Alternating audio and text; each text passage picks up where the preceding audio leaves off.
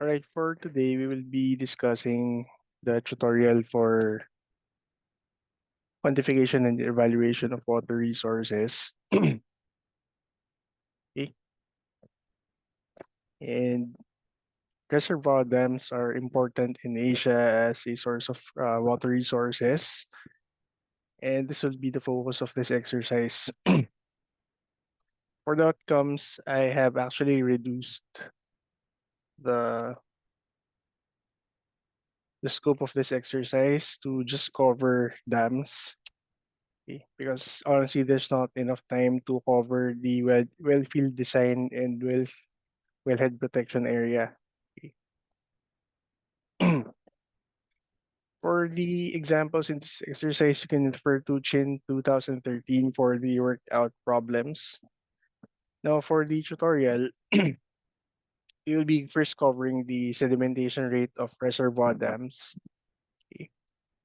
And our problem basically is a reservoir dam that has an area of 400 square kilometers and an average depth of 24.8 meters. And that's actually there's a diagram here. You have water entering the dam at a rate of 3,000 cubic meters per second. Okay,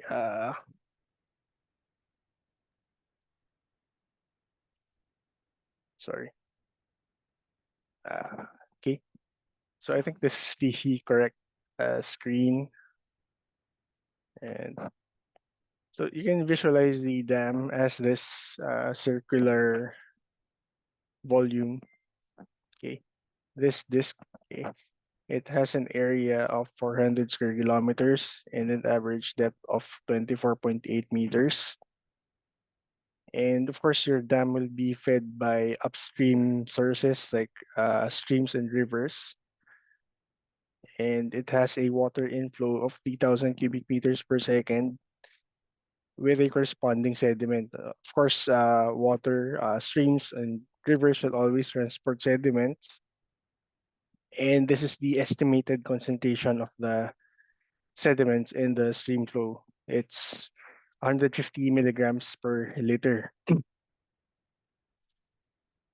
Now, the dam will have an outflow. Again, for this exercise, we assume the same outflow of 3,000 cubic meters per second. Okay,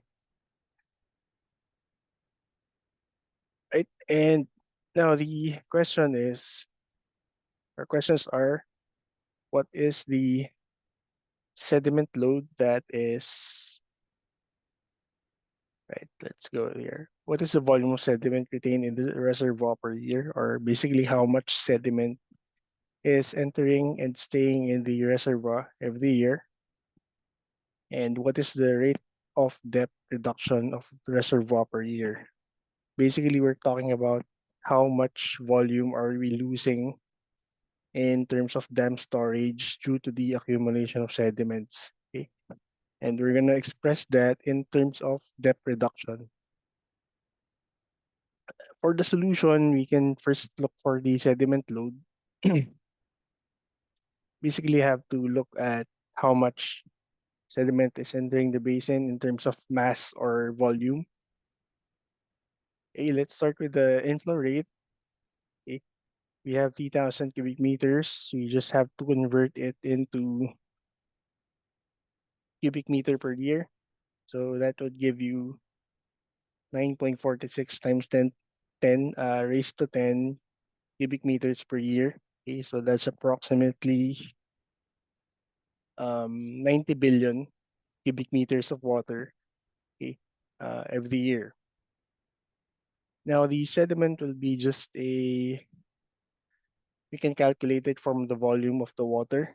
Okay, we just multiply the volume by the concentration. So first we have to convert the concentration into a more appropriate unit of measure, which is kilograms per cubic meter. Okay, and that would give you 0.15 kilograms per cubic meter concentration. And if you multiply that with the volume, you will get 1.4 times 10 raised to 10 kilograms sediment load to the basin. That is around 14 billion kilograms of sediment, okay, or approximately 14 million tons of sediment entering the reservoir dam per year. Okay. Okay, that's how much sediment is being retained, or basically, actually just entering the basin. Okay, some of these sediments will still exit the reservoir, while some of them will stay within the basin, and that would be our next objective in the solution. Okay. So basically, in here will be you will be calculating how much sediment is actually staying in the base in the reservoir, and how much sediment is actually escaping. Okay. First, we calculate the storage capacity of the reservoir, basically the volume, and that would be basically the area of the reservoir times the average depth. Okay. Which is around 9.92 10 times 10 raised to 9 cubic meters, okay, or approximately 9.9 billion cubic meters. Now, in order to actually determine how much sediment is being trapped or being retained by the reservoir, you have to determine the what you call the sediment trap efficiency. Okay? And to know that, you have to know first the storage capacity of the dam relative to the inflow rate. Okay? The concept here is very simple. The more water or the faster, the bigger the amount of water that and the bigger the amount of water entering the dam, the less sediment, the fewer or lesser sediments would be retained. Okay. Basically, if you have a lot of water entering or passing through the dam becomes less efficient because it's the sediments are easily washed out, as opposed to a reservoir that is big with a very minimal inflow rate. You basically have a low velocity flow, so the sediments are actually moving slow and they get easily trapped inside the dam. Okay. Now, okay, ratio of storage capacity to inflow rate, you basically have to take the storage capacity and divide it by the inflow rate. Okay. Okay, so storage capacity, so it's basically volume of the reservoir divided by the inflow rate per year. Okay, the inflow rate per year, we got that earlier. Okay, and the result would be something like point 1 per year ratio. Now, given that number, we can now look at the reservoir trap efficiency figure. Okay. So you basically have to look at the x-axis. Okay. So this states that the ratio of reservoir storage capacity to average annual inflow volume per years. Okay. So this is the ratio, and in our case, we have point 1. So you just have to project this line vertically until you intersect the curve, and then from there you can pick off the value of the y-axis. Okay. In here, we have approximately 87% sediment trap efficiency.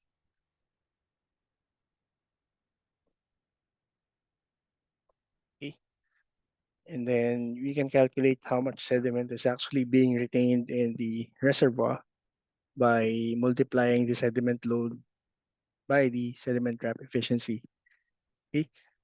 We are basically multiplying the mass of the sediments entering the reservoir within a year by the sediment trap efficiency, which is at 87%, and you will get a value of approximately 12 billion kilograms per year, or about 12 million tons of sediment per year.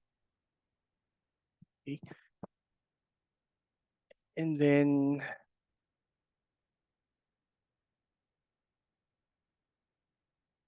we can also express this amount of sediments being retained in the reservoir in terms of volume. If you would look at the problem, we were given an assumed value for the accumulated sediment bulk density, which is 1,600 kilograms per cubic meter.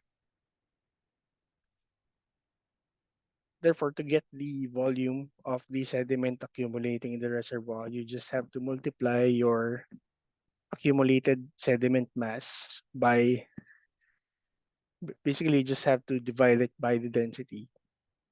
Therefore, this is your mass divided by the density, and you will get a volume of approximately 7.7 times 10 raised to 6, or that's around 7.7 million cubic meters per year.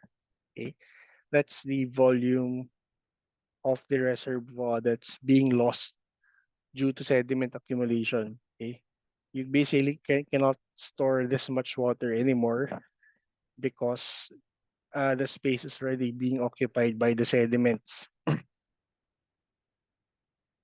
Now you can finally express how much depth is being lost by the reservoir in terms of meters. This is basically a geometric problem. Okay, so you basically just have to visualize. Okay, if this is the whole volume of the reservoir and you have so much volume being lost to sediment accumulation, you just have to determine um, how much height or depth of the reservoir is being lost due to the sediment retention. Okay. Therefore, we can just take the sediment volume accumulation rate, or basically the volume of sediment being accumulated every year, and then divide it by the area of the reservoir. Okay. And you will get something like 0.0193 meters per year, or approximately 2 centimeters per year. It's actually a small number, seemingly a small number, okay? Relatively speaking. Right, so that's the tutorial number 1 for problem 1. And this is your actual problem for the exercise. It's very similar to tutorial 1, but you have slightly different given numbers. Okay? And you basically have to answer all these questions. Now, for tutorial number 2, you have your concept of dam active storage. If this is the cross section of your dam, okay, this is your dam structure, or sometimes it's called the embankment. Okay, this structure is basically controlling or holding out the water, and the bottommost part is what you call the dead storage. This is the volume or zone of the dam where the sediments are basically accumulating. So once you have sediments here, basically you cannot store water anymore. Okay? They call it dead storage. And then above it is what we call the conservation zone, or also known as the active storage. This zone is between the spillway level down to the undersluice level. Okay. And then above, so this zone or storage area is used for water resources, okay? Basically for irrigation and domestic water use, while the upper zone is the flood control storage. Okay. So this is the zone that is reserved in for events of massive flooding. Okay, so you can somehow delay or control the flow of flooding. Okay, in events like typhoon or heavy storms. Okay, okay, and then you also have your surcharge storage. This zone is rarely used. Okay, because storing water at this zone can potentially endanger the safety of the dam. If you actually store water beyond this zone, you can get overtopping the dam. Okay, and that can actually cause failures or damage to the dam. Okay. Okay. So anyway, going back, we are only concerned with active storage. Okay. And designing a dam or knowing how much active storage you need will depend on the demand for water. Okay. And the demand for water, of course, will depend on the segments consuming the water. Like for example, agricultural areas or domestic consumption. So to consider that. In addition to those factors, the domestic and agricultural consumption, you also have to account for weather or climate related concerns. Okay, particularly droughts or dry seasons or seasons with no or very little rainfall. Okay, and you have here a table. Okay, this is basically a study done prior to the construction of a dam, and you have first column are your months, okay, January, February. So this is a 24-month period or a 2-year period. And second column is your average inflow of water to your dam. And again, this would depend on the location of the dam. And you basically have to measure the discharge rates of the upstream tributaries, okay, uh, at the location of the dam, and that would give you the total average inflow. And then the average demand would be basically the consumers. Okay? This would depend on the projected consumption rates. Okay? And that would be a combination of your demand from the domestic uh, water supplies. Okay? Basically, water that's being consumed by households and residential areas, as well as industries. And also, this would also cover the demand due to agricultural use, especially irrigation. And you also have to factor in the demand due to water loss. Okay, that includes your transmission loss, your loss of water due to evaporation. Okay, sorry. Okay. And once you have calculated that and some all the sources of water demand, okay, you can basically tabulate it on a monthly basis. Okay. Okay.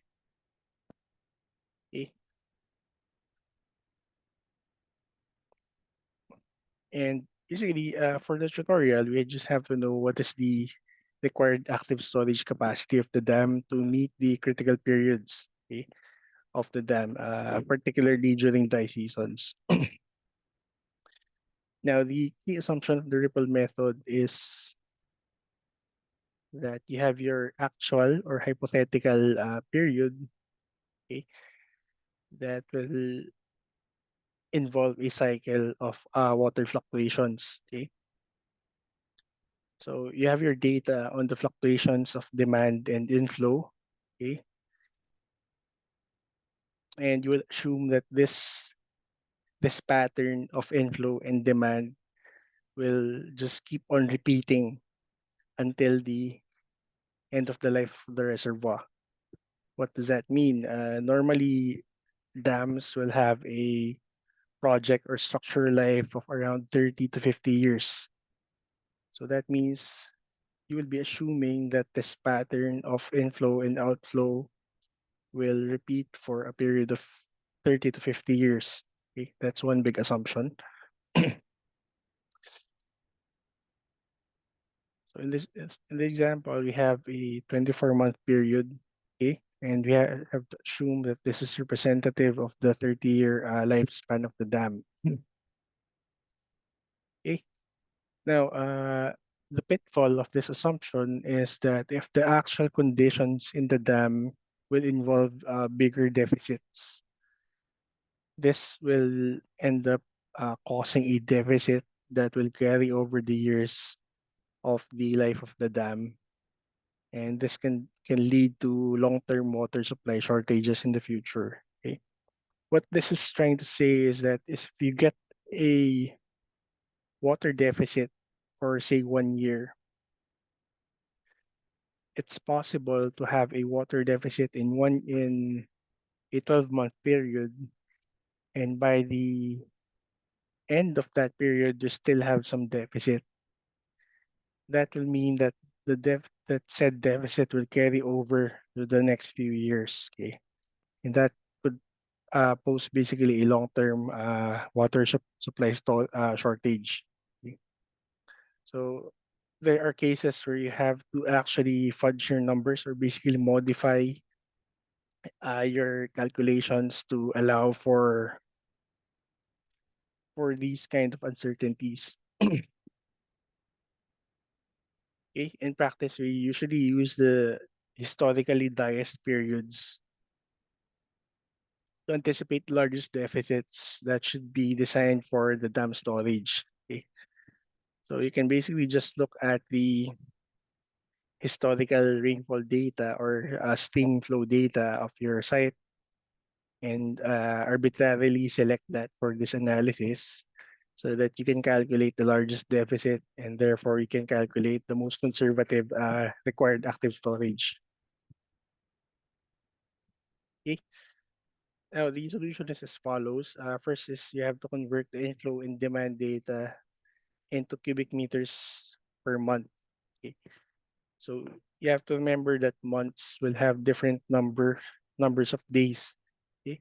For example, January has 31 days. February typically has 29 days, and so on and so forth. Okay. And it should look something like this. So you have you'll notice the new columns. You have your inflow volume and your demand volume. Okay. And then the next step is to prepare another column wherein you will calculate the cumulative inflow and the cumulative demand.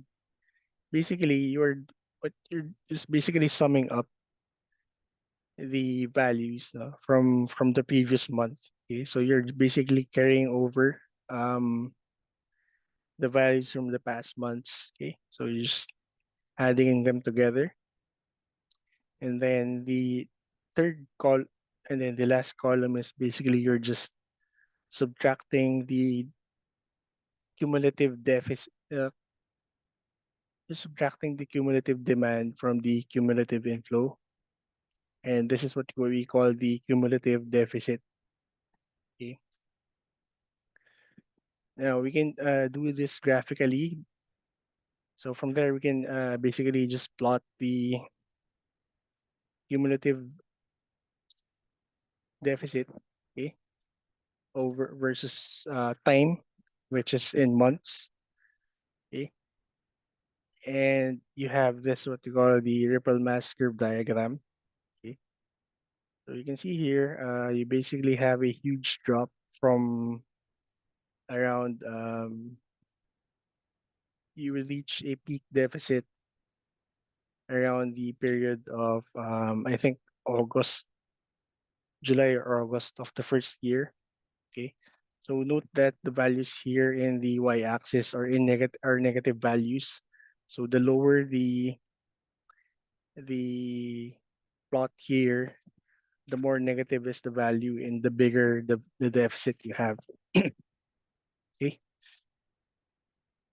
So what you're doing in the ripple analysis is you basically have to look for the biggest continuous drop in the continuous drop in the deficit. No? So you can see here that this is the period where you have continuously increasing deficit. Okay? And you just have to measure the height of that largest drop. In this case, is around 4.4 billion cubic meters of deficit. Okay? And that would be basically your required active storage capacity to be designed into the dam. Okay? So you have for the exercise problem, you have a similar data set, okay? And you just have to provide these following values, okay? Right, so that's the end of this exercise tutorial. Okay? If you have questions, you can just email me, right? Thank you for listening.